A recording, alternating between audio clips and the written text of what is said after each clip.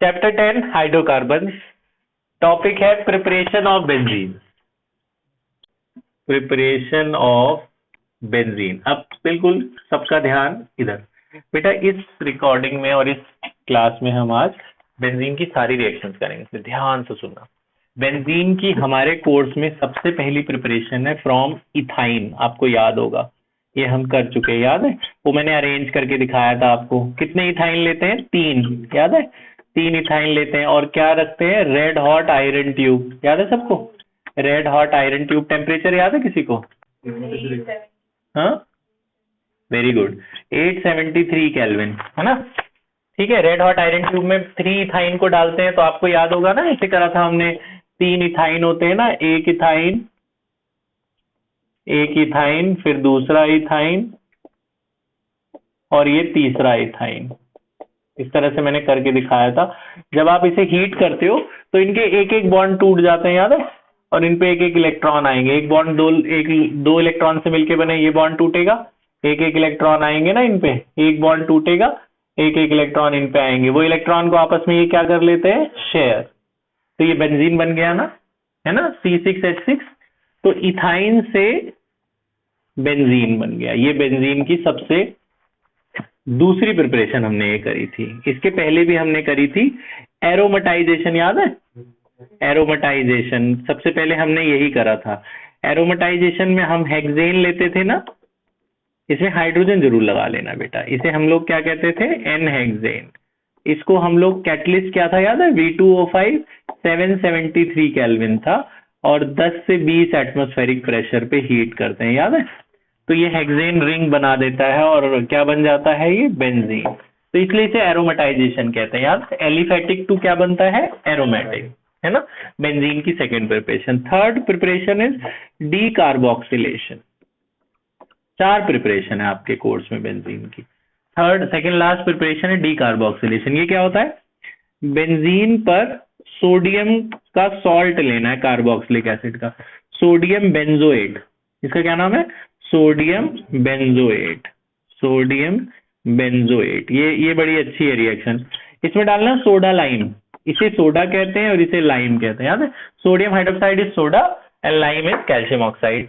तो यहाँ पे आपको बताया था ना, Na2CO3 बाहर हो जाता है, ये सारा बाहर हो जाता है। देखो, Na2CO3 बाहर हो जाता है, ये H बचता है ना, वो H इस कार्बन के साथ जैसे जहां पे बेंजीन होगा यहाँ H नहीं होगा ना, जहां CONA लगा होगा। ये तो चला गया पूरा। जब ये पूरा चला गया तो इसके बाद एक जगह खाली बची, तो ये वाला H अपना इसको दे देता है। तो ये अल्टीमेटली क्या बन जाता है? बेंजीन। और क्या बाहर होता है? Sodium carbonate. Na2CO3 बाहर, ये H यहाँ जाके लग जाएगा इस कार्बन पे। तो ये सेकेंड लास्ट प्रिपरेशन है बेंजीन की। Last preparation of benzene is from phenol. Fourth preparation is from phenol. Phenol से आखिरी प्रिपरेशन, इसे ध्यान से सुनिए। फिनॉल से कैसे बनता है? जैसे फिनॉल लेते हैं, ये फिनॉल है, बेंजीन पे वो इसको क्या कहते हैं? फिनॉल। फिनॉल में डालते हैं जिंक डस्ट। क्या है? जिंक डस्ट, दुष्ट बोलते हैं, जिंक डस्ट। तो जिंक डस्ट क्या करता है? It is a reducing agent, oxygen खींच लेगा। याद है ओजोन लिसिस में भी जिंक पड़ता था। जिंक क्या करता है? ZNO खींच लेगा ना। जब O ले लेगा तो H कहाँ जाएगा? इस कार्बन पे जाएगा। H तो नहीं लगा होगा ना यहाँ, जब इससे अटैच होगा तो ZNO बाहर हो जाता है। जिंक ने ऑक्सीजन ले लिया और ये H बेंजीन पे चला जाता है, तो अल्टीमेटली वो बन गया बेंजीन ही। तो चारों में बेंजीन ही तो बन रहा है। तो ये किसकी प्रिपरेशन है? बेंजीन। पहला इथाइन से, दूसरा एरोमेटाइजेशन, तीसरा डीकार्बोक्सिलेशन। क्यों कहते हैं? क्योंकि कार्बन डाइऑक्साइड निकाल लेते हो आप इसमें से CO2। लास्ट आपने देख लिया जिंक डस्ट, है ना? ये 4 है, बड़ी इन्हीं। तो मतलब अभी हम इन पे क्वेश्चंस करेंगे। ये बेंजीन की बड़ी अच्छी रिएक्शंस हैं। फिर आ जाते हैं chemical properties of benzene. Chemical properties, तो बेंजीन की सारी रिएक्शंस आपको आज मिलेंगी यहाँ पे। बेंजीन की केमिकल प्रॉपर्टीज भी बहुत इंपॉर्टेंट है, देखिए जरा। पहली रिएक्शन, सबसे पहली बेंजीन की आपके कोर्स में है नाइट्रेशन। सबसे पहली है नाइट्रेशन। अच्छा, इन सभी जो अभी मैं रिएक्शंस करा रहा हूं, इन सबको इन्होंने नाम दिया है। ये सारी की सारी आपकी इलेक्ट्रोफिलिक सब्स्टिट्यूशन रिएक्शंस कहलाती है। आप यहाँ हेडिंग डाल देना, ये सारी रिएक्शंस हैं इलेक्ट्रोफिलिक सब्स्टिट्यूशन रिएक्शन। तो नाइट्रेशन में क्या होता है, जैसे मेरे पास बेंजीन है, मुझे बोला जी इस पे नाइट्रो लाओ, NO2 लाओ, तो आप नाइट्रेशन करेंगे। नाइट्रेशन के लिए जो रिएजेंट मिलाते हैं वो है HNO3 in presence of H2SO4, nitric acid with sulphuric acid. ठीक है, तो नाइट्रिक एसिड में से पता क्या निकलता है, याद रखना क्या निकलता है, इसमें से OH अलग कर दो, अगर HNO3 में से OH हटाओ, बताओ क्या बचा, O और H हटा दिया तो क्या बचा, NO2। So this is electrophile, ये माइनस वाला होता है, ये प्लस वाला होता है। तो ये जाएगा और कहीं से भी अटैक करेगा, सारे में से कहीं किसी भी कार्बन पे, जिस पे भी अटैक करेगा वहां से H निकाल लेगा, H और ये OH, H और OH मिलके क्या बन गए, वाटर, और ये NO2 जाके उस पे लग जाएगा, जिससे भी H निकालेगा उस पे जाके लग जाएगा, तो क्या बन गया, नाइट्रोबेंजीन। ये क्या बना, नाइट्रोबेंजीन। याद हो गया, सिंपल है, याद रखना मैंने क्या बताया, क्योंकि ये चीज यहाँ नहीं लिखी। इसमें से क्या निकला है, OH और ये एक H वाटर बन के बाहर हो गया, और जो NO2 बचा वो जाके यहाँ लग गया। तो NO2 is an electrophile with substitute H, तो H हटा के खुद लग गया, इसलिए इलेक्ट्रोफिलिक सब्स्टिट्यूशन कहते हैं। ठीक है, दूसरा sulphonation. Sulphonation is addition of sulphonic acid. देखना इधर जरा, जैसे मेरे पास बेंजीन है, अब मैंने सिर्फ H2SO4 मिलाया है, कंसंट्रेटेड H2SO4, सिर्फ H2SO4, नाइट्रिक नहीं मिलाया। सल्फ्यूरिक एसिड का जो ओर होता है, जहां से सल्फ्यूरिक एसिड बनता है, वो भी मिलाते हैं। तो जरा मैं ये अलग से लिख देता हूं, इन दोनों में से एक मिलाना, चाहे ये, इसको बोलते हैं बेटा H2H2O7, इसका नाम है ओलियम। ये एक हार्ड सॉलिड मास होता है, इसी में पानी डाल के पिघला के सल्फ्यूरिक एसिड बनाते हैं। इसमें से OH निकालना, जब H2SO4 में से OH हटाओ, एक H गायब करो, एक O है, OH हटा दिया, बताना क्या बचा, हाँ SO3H, तो ये आपका न्यूक्लियोफाइल है, ये जाके लगेगा, तो वही OH और H मिलके क्या बन जाएंगे, वाटर। तो H2SO4 इन दोनों में से एक मिलाना। अच्छा, कई बार ये लोग ऐसे भी लिखते हैं, this is also called fuming sulphuric acid, इसमें से व्हाइट फ्यूम्स निकलते रहते हैं। क्या कहते हैं, फ्यूमिंग सल्फ्यूरिक एसिड। मतलब पेपर में ऐसे लिखा था फ्यूमिंग सल्फ्यूरिक, तो बच्चे सोचते हैं क्या है, सल्फ्यूरिक एसिड ही है वो, सल्फोनेशन वाली रिएक्शन लिखना उसमें। तो यहाँ से OH निकालना है आपने, इसमें से बचा कौन, SO3H, वो जाके इधर लग जाएगा, जहां से भी OH और ये वाला H हटा तो वाटर बन गया, और यहाँ से H हटेगा वहीं पे SO3H जाके लग जाएगा, तो ये कुछ ऐसा बन जाएगा। यहाँ पे आपका क्या लग गया, SO3H। So the name of this compound is benzene sulphonic acid, benzene sulphonic acid. ठीक है, ये है third reaction, second reaction. Fourth is halogenation. Halogenation में मैं आपको दो बता रहा हूं, दोनों याद रखना जरा पेपर तक, अगले साल भी काम आएगा, वैसे अगले साल तक याद रखना है, 12th तक आपको। ये देखिए, बेंजीन में अगर मुझे क्लोरीन ऐड करना है तो एक रिएजेंट है जो आपको याद रखना है, that reagent is called anhydrous, यानी ड्राई एनहाइड्रस AlCl3। इसका पूरा नाम लिख लें, एनहाइड्रस माने सूखा AlCl3, पानी नहीं होना चाहिए, dry AlCl3, it is a dehydrating agent. पानी अगर होता है तो ये उसको भी हटा देता है, ये इसको यहाँ अटैक कराने में मदद करता है। ये क्या करता है, यहाँ जाता है, यहाँ से H निकाल लेता है, H होता है ना सब कार्बन पे, H निकालता है और इनको अलग अलग कर देता है, Cl2 को। तो यहाँ से H निकला और इसमें से दो Cl अलग अलग हो गए, तो एक H और एक Cl मिलके क्या बन गया, HCl। एक Cl फिर भी बच गया ना, जहां से H हटा था वहां पे जाके वो लग जाएगा, तो जो Cl है वो वहां जाके लग गया, तो इसका क्या नाम बन गया, इसका क्या नाम हुआ, क्लोरोबेंजीन। इसका क्या नाम हुआ, क्लोरोबेंजीन। तो जब आपको क्लोरीनेशन करना है तो Cl2 मिलाना किसके साथ, AlCl3, AlCl3 जरूर रखना। अगर आपको ब्रोमिनेशन करना है, आप दो ही चीज कर सकते हो, क्लोरीनेशन और ब्रोमिनेशन, बस, और पॉसिबल नहीं है। फ्लोरीन और आयोडीन नहीं लगता इस पे direct.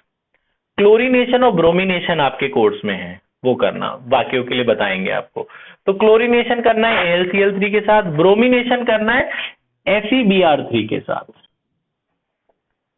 Ferric bromide, this is called ferric bromide. तो ये क्या करेगा, वही जो इसने करा, यहां से H हटाएगा और एक Br, तो H और एक Br चला गया तो क्या बन गया, HBr।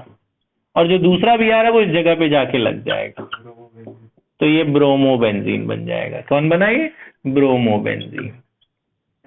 ये बात समझ में आ गई, याद हो गई? रिएक्शन सिंपल सी है। Next is very important reaction, fourth is, बेटा दिख रहा है, फोर्थ इज फ्रीडल क्राफ्ट,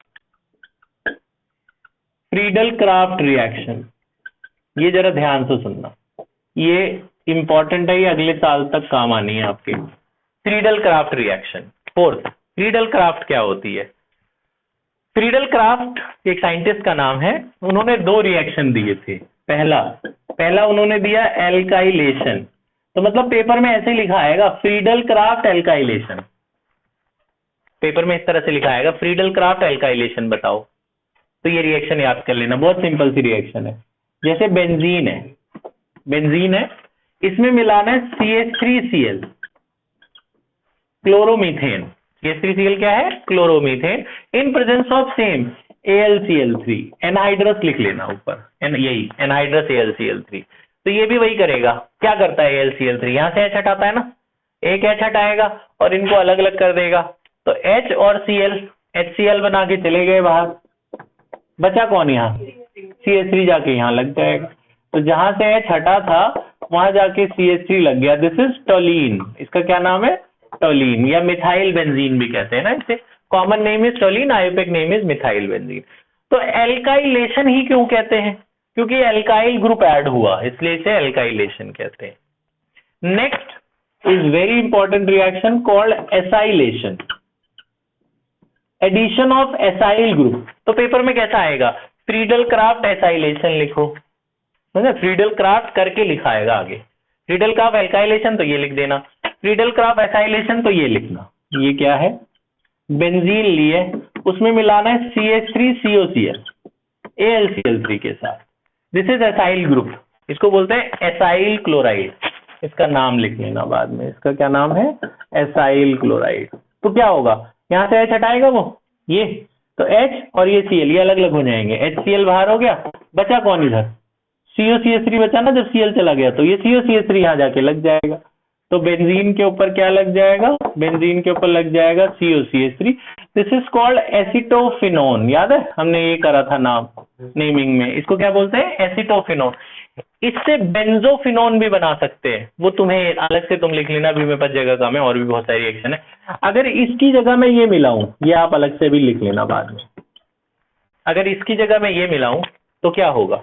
वही HCl बाहर होगा और ये पूरा लग जाएगा ना COC6H5। तो ये बेंजीन पे जब ये लगा होता है कॉल्ड बेंजोफिनोन, क्योंकि इसमें एक ये बेंजीन है, एक ये बेंजीन है, तो बेंजोफिनोन है, बेंजोफिनोन याद रखना, ये वाली लिख लेना तू, यहाँ दो लिख लेना एसाइलेशन में। तो यहाँ एल्काइल ग्रुप ऐड हुआ, इधर एसाइल ग्रुप ऐड हुआ, इसलिए एसाइलेशन कहते हैं। ठीक है, ये बात समझ में आ गई? नेक्स्ट का ना कोई ऐसा नाम नहीं है, अब तुम अलग से याद रखना। ये देखो जरा ध्यान से, ये भी अपना इलेक्ट्रोफिलिक सब्स्टिट्यूशन रिएक्शन में ही आता है।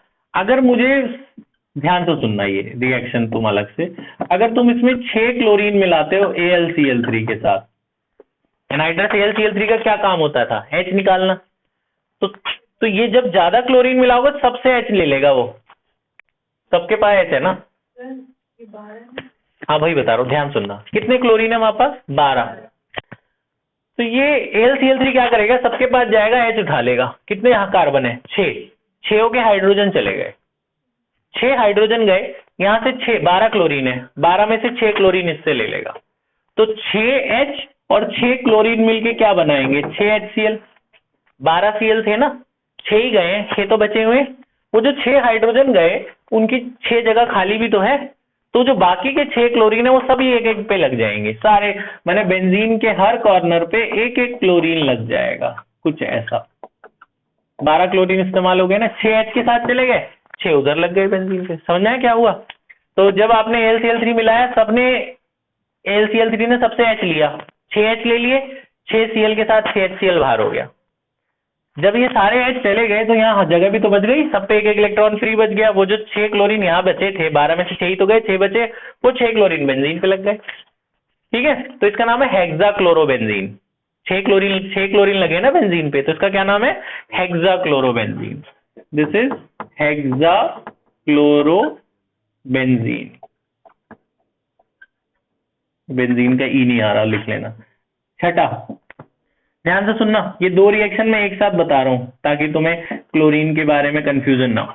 अगर आप 6Cl2 मिलाते हो तो ऐसा होने वाला है।